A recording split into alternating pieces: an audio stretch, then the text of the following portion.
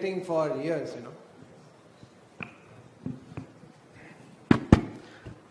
Good morning. I've had enough of arm boards for a year.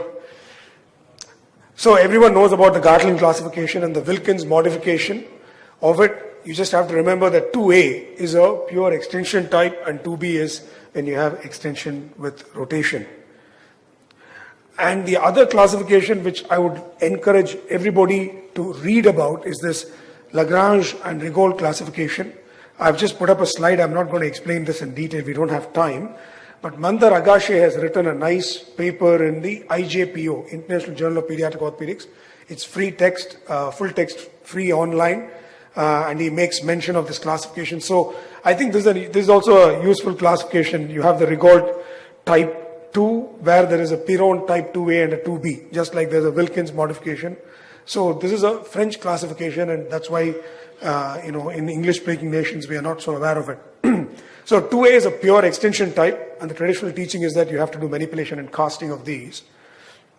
But if you, those with experience, will recognize that even within the 2A, there are subtypes. So this is the first subtype, where there is an extension type, so there is some displacement, but the anterior humeral line touches the capitellum.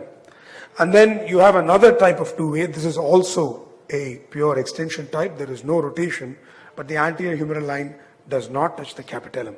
So both are 2A, but there are subtypes within 2A, and this is important to recognize, and we'll see why. So this is a 2B, which is extension with rotation, and the minute you have rotation, then we are thinking about intervention because of the morphology of the distal humerus. You have a flat piece of bone.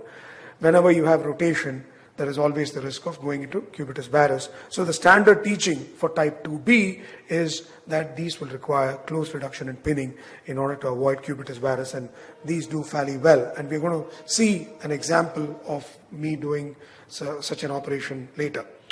So the other type that we need to be aware of is the varus impacted 2A. And these are also quite subtle, and you can see that there is some medial combination there. It is still a 2A because there's no rotation.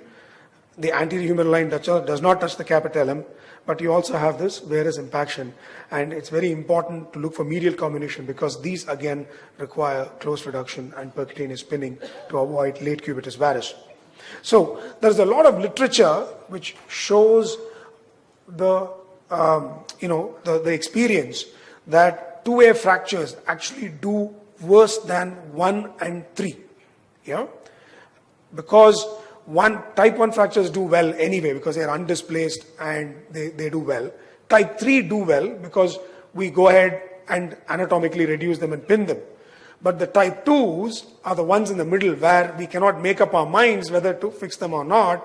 And there are, in the last 10 years, there are a lot of papers that, primarily from the American literature, that show that unreduced Gartland type 2 supracondylar fractures, actually have a poor functional outcome, and they also have more incidence of deformity. So the question is, are we under-treating type 2 supracondylar fractures? And again, maybe we are.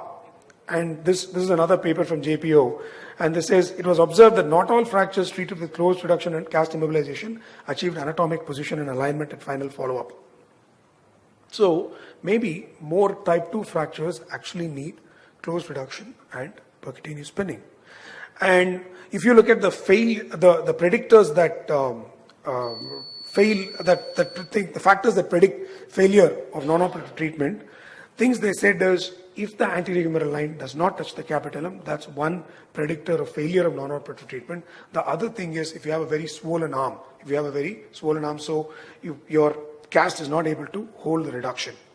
And this is another interesting paper where they used a single lateral pin, because these are reasonably stable fractures, so you might be able to get away with just a single lateral pin to hold things in place.